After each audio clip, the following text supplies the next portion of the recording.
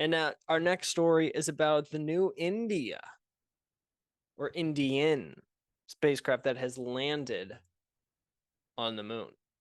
This is a story that I had forgotten about. I saw something about them going and about the importance of going to the South Pole, and I'll do my best to try and talk about this mission. So here's a quick summary. Mission comes less than a week after Russia's Luna 25 mission failed. Russia's Putin and NASA congratulate India. India becomes the fourth nation to successfully land spacecraft on the moon. Launch budget of $74 million, less than the cost to produce the 2013 Hollywood space thriller, Gravity. August 23rd, an Indian spacecraft became the first to land on the rugged, unexplored South Pole of the Moon on Wednesday, in a mission seen as crucial to lunar exploration and India's standing as a space power. Just days after a similar Russian lander crashed, so they were almost beat, but the moon got them. Scientists and officials clapped, cheered, and hugged as it landed. India is on the moon. ISRO shared pictures of the spacecraft showing the moon's surface and the leg and shadow of the lander. Rough terrain makes a South Pole landing difficult, but the region's ice could supply fuel, oxygen, and drinking water for future missions. Russian President Vladimir Putin congratulated India in a message to Modi published on the Kremlin website. This is a big step forward in space exploration, and of course, a testament to the impressive progress made by India in the field of science and technology. NASA Administrator Bill Nelson congratulated them on the landing as well. And congratulations to India to being the fourth country to successfully soft land a spacecraft on the moon.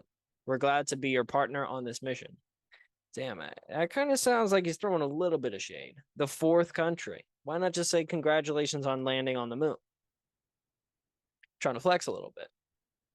Because we all know who claims to be first. Now, I think the moon landing is real. I'm not going to go off on a tangent, but let me just get on the record and say that I do believe that we landed on the moon. And you can kind of see right here on the moon itself where we did land in our own missions, and then you can see where Apollo 11 landed. You can see where also Russia as well as China have landed right there. And then if you go to the bottom, you can see good old India down there right at the bottom at the South Pole.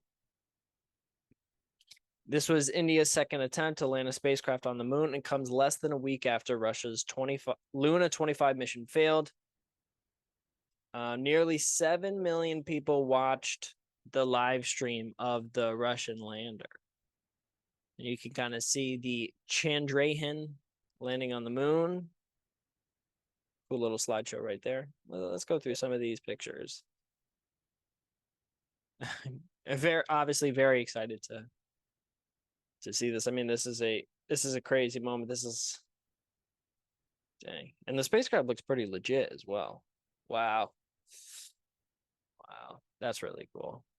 That's an actual photo from the video of it. And I've seen videos of this morning on Twitter. I saw the lander actually coming off of I don't even know what it was, but I guess a little rover came off of the landing probe. So that was cool to see. Chandrayaan means moon vehicle in Hindi and Sanskrit. In 2019, ISRO's the second mission successfully deployed an orbiter, but its lander crashed. The Chandrayaan 3 is expected to remain functional for 2 weeks before running a series of experiments, including a spectrometer analysis of the mineral composition of the lunar surface. The moon rover will take a few hours or a day to come out of the spacecraft, Somanath told reporters, adding that the landing has given India confidence to extend its reach to possible voyages to Mars and Venus. India is also planning to launch a mission in September to study the sun. A human spaceflight is also planned, and while no official date has been announced, preparations are likely to be ready by 2024. The landing is expected to boost India's reputation for cost-competitive space engineering. The Chandrayaan-3 was launched with a budget of about $74 million, less than the cost to produce the 2013 Hollywood space movie, not Thriller, but Gravity. Landing on the South Pole would actually allow India to explore if there is water ice on the moon. And this is very important for cumulative data and science on the geology of the moon, and also for life in our universe outside of our Earth. Look at this. Moon missions through the ages. You can kind of see the first Luna 2. This is by Russia, the first moon lander in September of 1959. Yeah, 59. The first to reach the actual lunar surface. Or Luna 2, sorry. Luna 2 was the first to reach the lunar surface in 1959, September. And then after that, you can see the USA really tried to get a lot on. It appears that and tried a couple years later and did not make it. And then they also had some crashes there. But Luna 9 by the Russians was the first soft landing on the moon. And then Apollo 11 in the late 60s was the first manned landing on the moon. And then you can see Luna 24 and Apollo 17, last Apollo mission in which humans walked on the moon in the mid 1970s, or not mid, early 1970s. And then followed close to 1980, Luna 24, last missions to bring back lunar samples by Russia. And then kind of coming up here, Chang'e 5, China collected the first lunar rock sample in 40 years. That was in 2020. Change 3 in like probably 2014, 2013 was China's lander and first lunar rover. Yeah, and then you can see Luna 25, Russia's first moon mission in 47 years. That was the one that crashed, and then obviously the Chandrayaan 3, unfortunately, or not unfortunately, sorry. They are the ones that made it. Unfortunately, the Russians did not. All right, let's keep going forward. Cool little article. I recommend you read this. India lands a spacecraft near the moon's South Pole, a first for the world as it joins elite club. After a failed attempt to land on the moon in 2019, India now joins the United States, the Soviet Union, and China as only the fourth country to achieve this milestone. The successful mission showcases India's rising standard as a technology and space powerhouse and dovetails with the image that Prime Minister Narendra Modi is trying to project. An ascendant country asserting its place among the global elite. India is now on the moon. India has reached the South Pole of the moon. No other country has achieved that. We are witnessing history. The lunar rover will slide down a flap from the lander within hours or a day and conduct experiments, including an analysis of the mineral composition of the lunar surface, said S. Somnath, chairman of the state-run Indian Space Research Organization. The mission, which began more than a month ago at an estimated cost of $75 million, is expected to last another 2 weeks. India's success comes just days after Russia. All right, let's keep going down. Excited and anxious people across India crowded around televisions, in offices, shops, restaurants, and homes. Thousands prayed Tuesday for the success of the mission with oil lamps on the riverbanks, temples, and religious places, including the holy site of Varanasi in northern India. As the lander approached the lunar surface, dozens of people in a government-run planetarium started praying with folded hands. They switched to cheering and clapping once the lander touched down. A man waved a banner reading "The moon in India's arms."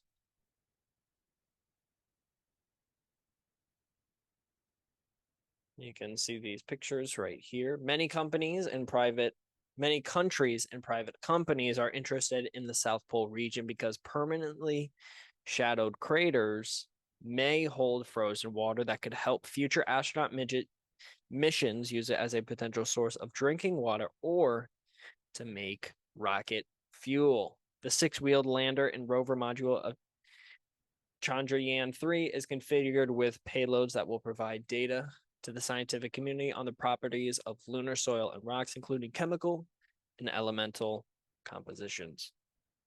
India's previous attempt to land a robotic spacecraft near the moon's little explored South Pole ended in failure in 2019. It entered the lunar orbit but lost touch with its lander, which crashed while making its final descent to deploy a rover to search for the signs of water. It was apparently caused by a software glitch. Active since the 1960s, India has launched satellites for itself and other countries and successfully put one in orbit around Mars in 2014. India is planning its first mission to the International Space Station next year in a collaboration with the US. The anticipation for a successful landing rose after Russia's failed attempt, and as India's regional rival, China, which landed on the moon in 2013, reaches for new milestones in space. In May, China launched a 3-person crew for its orbiting space station and hopes to put astronauts on the moon before the end of the decade. Relations between India and China have plunged since deadly border clashes in 2020. Here's some more stuff right here. These are the actual live streams of it happening. Japan plans to launch a lunar lander to the moon over the weekend as part of an X-ray telescope mission, and 2 U.S. companies are also vying to put landers on the moon by the end of the year, one of them at the South Pole. In the coming years, NASA plans to land astronaut at the lunar South Pole, taking advantage of the frozen water in craters. Palava Bagla, a science writer and co-author of books on India's space exploration, said the Russian failure days early did not put India off. He also said lessons learned from the India's failed mission 4 years ago were incorporated, and a flawless mission was executed on Wednesday. Very cool, very cool. All right, now what is this mission? I mean, mostly kind of talking about trying to find frozen water. Now, I think part of the importance of that is obviously for future missions and seeing whether you can get water there or you can turn it into rocket fuel, because you can separate the molecules from obviously H2O. Obviously functional for 2 weeks.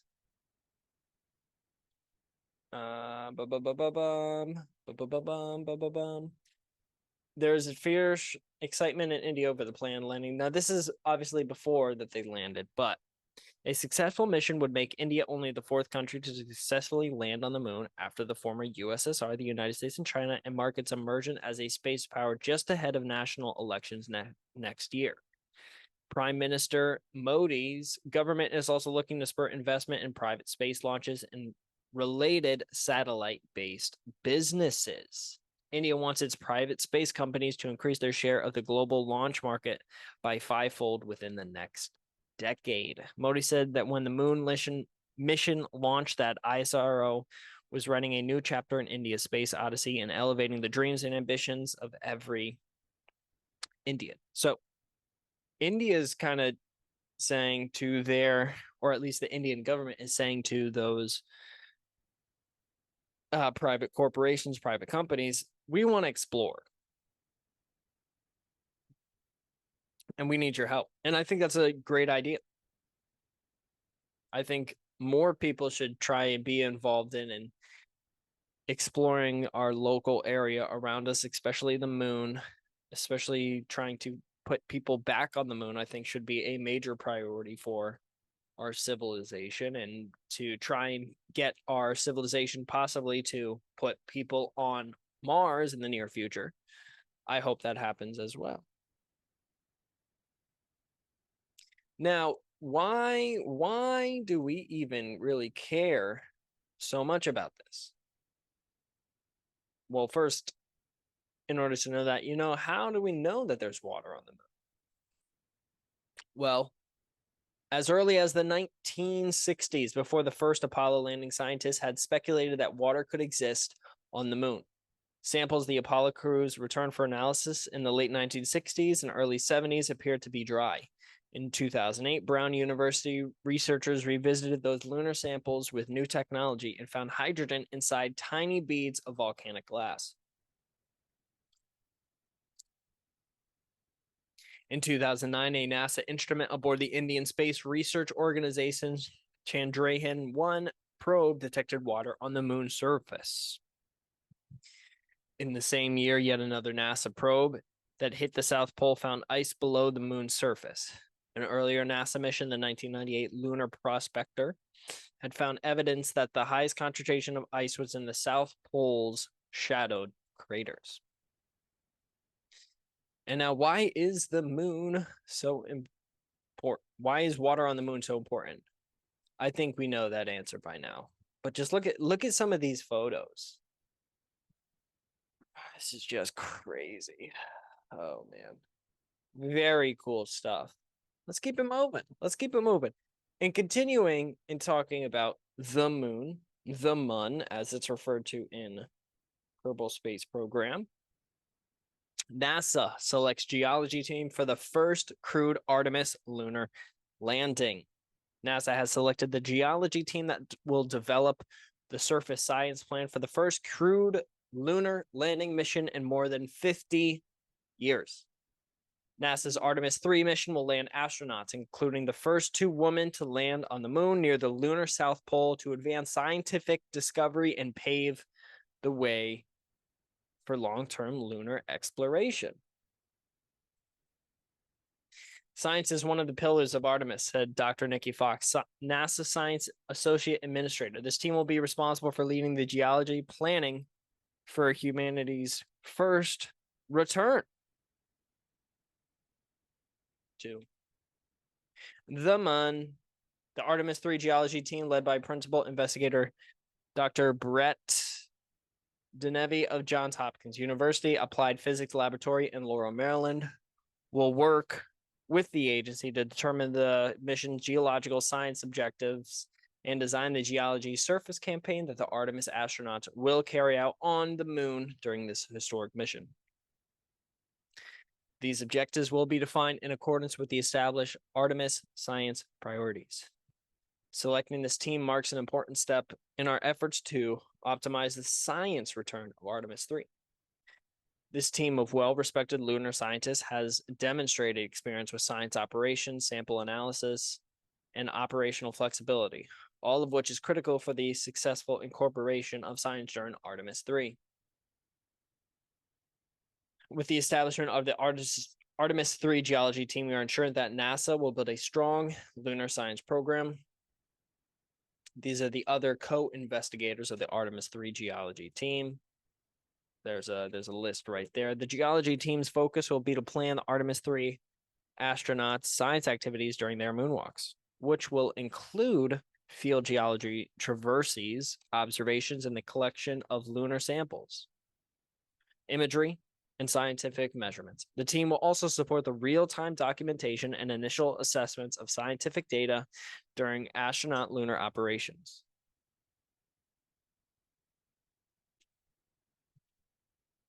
Members will then evaluate the data returned by the mission, including preliminary examination and cataloging of the first lunar samples collected by NASA since 1972.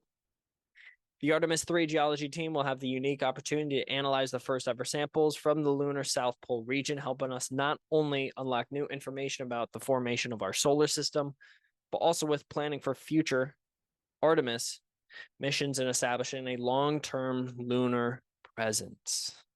Collection of samples and data from this region, which contains some of the oldest parts of the moon, estimated to be at least 3.85 billion years old, will help scientists better understand fundamental planetary processes that operate across the solar system and beyond.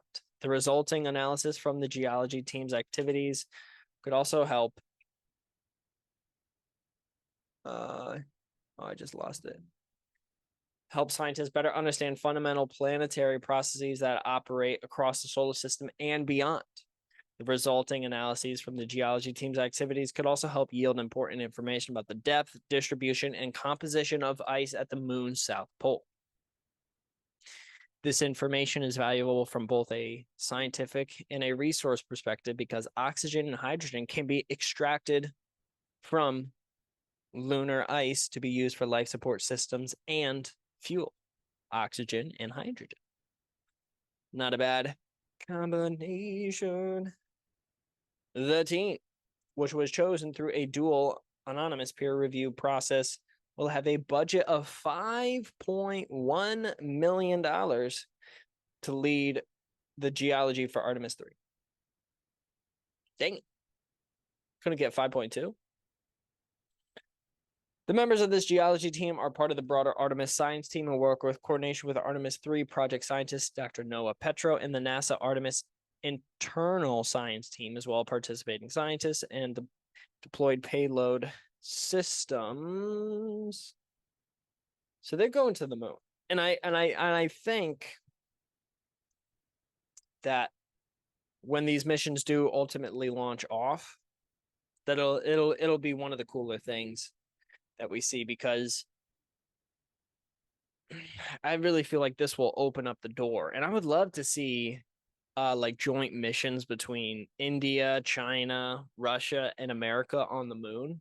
Have a giant moon base where all these different countries can come together and chill out. Imagine you're playing, let's see. I mean, imagine if you're playing like a Madden game or a Madden tournament, a 4-person tournament, or a 2K tournament with one person from the US, one person from Russia, one person from China, and then one person from India. And they all play in a 2K tournament. And the winner, I don't know what the winner gets, but I guess they could just play for fun. But I do think that having a big ass base on the moon, and particularly having one that multiple countries can access, not just the US or Russia or whoever, that these people can get there and kind of hang out. And thus also it helps save time, because if you're going to have India building their own place and the US building their own place and Russia building their own place, I feel like it's going to be 4 different things. Like, why not just have one giant place where all of the different countries can contribute?